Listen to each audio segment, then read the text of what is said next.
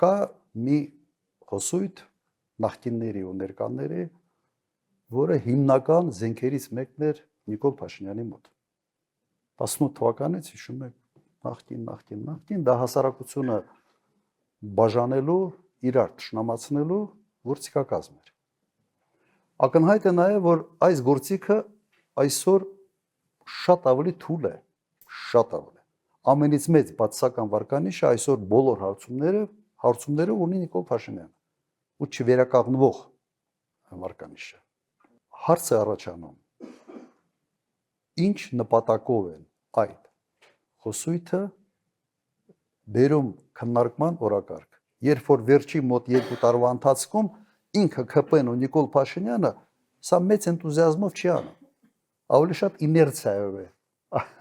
իներցիայով են այս թեման քննարկում, ես այդ եռանդը չեմ տեսնում, որովհետև եռանդը դրել են ուրիշ թեմաների մեջ, հասկանալով, որ սա այն ազդեցություն այլևս չունի։